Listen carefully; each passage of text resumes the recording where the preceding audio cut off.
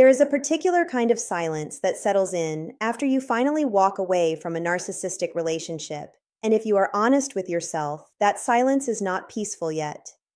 It is loud in a way that is difficult to describe to anyone who has not lived it. Your body is still bracing for the next argument that never comes. Your mind is still rehearsing explanations for someone who is no longer listening. And underneath all of it, there is a question that will not leave you alone. What is happening on the other side? What is he thinking? What is she feeling? Is there any part of them that misses who you really were, or was none of it ever real? If that question has been quietly haunting you, I want you to stay with me, because what most survivors do not realize is that losing a genuine source of emotional supply tends to trigger a very specific psychological process inside many narcissistic individuals. It is not random, it is not mysterious. It is not a sign that they are secretly changing. It is a predictable sequence, and once you understand it, something inside you begins to loosen. The confusion begins to lift, the self-blame begins to dissolve, and you begin to see the situation with a clarity you were never allowed to have while you were still inside it. Before we go deeper, I want you to know exactly why this channel exists. It exists for you. For the person who is still trying to make sense of what happened. For the one who is rebuilding an identity that was slowly eroded. For the survivor who wants to recognize manipulation before it costs them another year of their life. If that is you, take a moment right now and subscribe, because everything we explore here is designed to help you recognize the patterns, rebuild your confidence, heal the emotional wounds beneath the surface, and regain control of a life that is finally, undeniably yours. Every video is another step forward. Do not walk this road alone. Now, when a narcissistic individual first realizes that you are actually gone, the internal response is rarely grief in the way healthy people experience grief. The first reaction is closer to disbelief, and this disbelief is not the soft, tender kind that a securely attached person feels when love ends. It is a jarring cognitive rupture, because in their internal world, you were never supposed to be capable of leaving. You were categorized, you were positioned, you were the reliable mirror that reflected back the image they needed to maintain. And when that mirror walks away on its own, the psyche struggles to integrate the event. This is often described as narcissistic injury, and it is important that you understand what that phrase actually means. It is not simply hurt feelings. It is a destabilization of the self-concept, a crack in the carefully constructed identity they have spent years defending. And because their sense of self was never built on a stable internal foundation, even a small crack feels catastrophic. What you might interpret as shock or sadness on their end is very often something much more primitive. It is the panic of a system that suddenly cannot locate its own reflection. And this is where survivors get confused, because in the earliest moments after the separation, the narcissistic individual may appear surprisingly calm, even indifferent. You might see them posting online as if nothing happened.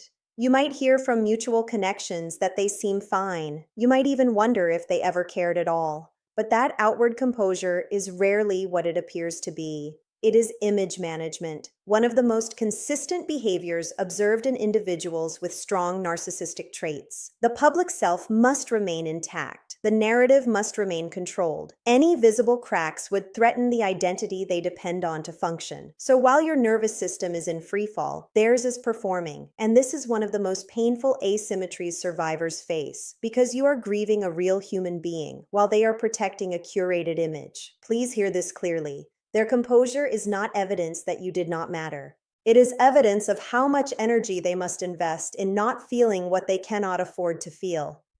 Underneath that composure, however, something else begins to build, and this is where the second layer of the process begins to reveal itself.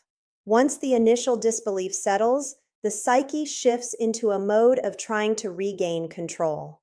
This is not always dramatic. Sometimes it is quiet and calculated. It might look like a message that seems casual but arrives at a strategically vulnerable moment.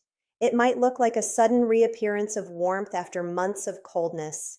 It might look like a familiar name showing up in your notifications, or a mutual friend suddenly asking how you are doing. This is often referred to as hoovering, and it is not about love. It is about equilibrium.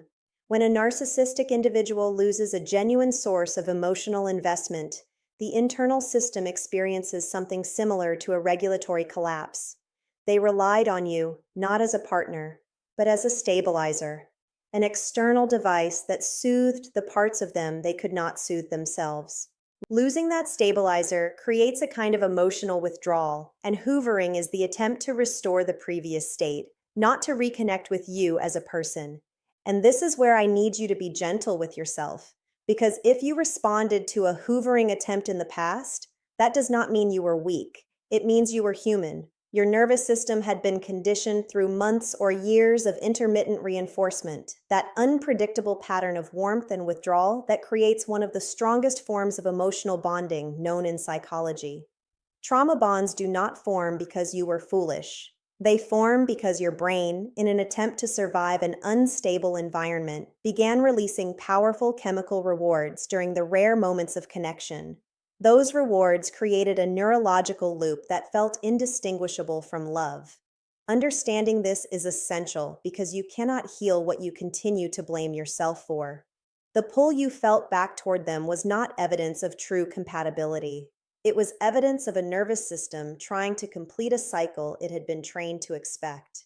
Now, when hoovering fails, when you do not respond, when you hold your boundary, when you refuse to re-enter the dynamic on their terms, something shifts again inside them. The mask of composure becomes harder to maintain. This is often when you begin to see emotional dysregulation surface, sometimes privately, sometimes in ways that leak into their public persona. Rage is common here, but so is a colder, more strategic form of anger that expresses itself through smear campaigns, rewritten narratives, and subtle attempts to damage your reputation. And I want to pause here and say something important. When someone rewrites the story of your relationship to make you the villain, it is rarely because they truly believe you were the villain. It is because they cannot tolerate the internal experience of being the one who caused harm. Shame is unbearable to the narcissistic psyche. It threatens the entire structure of the self. So instead of feeling it, they externalize it. They project it. They shift the blame onto you because if you become the source of the problem, they get to remain intact. This is not a flaw in their character that a heartfelt conversation could fix. It is a defense mechanism that has been operating since long before you ever met them. And this is a good moment to pause and remind you why understanding all of this matters. You are not learning this so you can predict their next move. You are not learning this so you can hope they finally see the truth. You are learning this so that you can stop personalizing behavior that was never actually about you. Every insight you gain is another thread of the trauma bond loosening. Every pattern you recognize is another piece of your identity returning. If this is landing for you, take a moment to subscribe, because the work we do here is meant to walk beside you through every phase of recovery. From recognizing manipulation to rebuilding self-trust, from calming a dysregulated nervous system to constructing boundaries that finally hold, this channel exists to help you heal faster and more completely than you thought possible. You deserve that kind of support. Please do not underestimate how much difference it makes to have a steady voice in your corner. As we move deeper into the process, another layer often begins to emerge, and this one is particularly disorienting for survivors. Many narcissistic individuals, once hoovering fails and rage has run its course, enter a phase of rapid replacement seeking. You might hear that they are already in a new relationship. You might see photos that seem to appear far too quickly.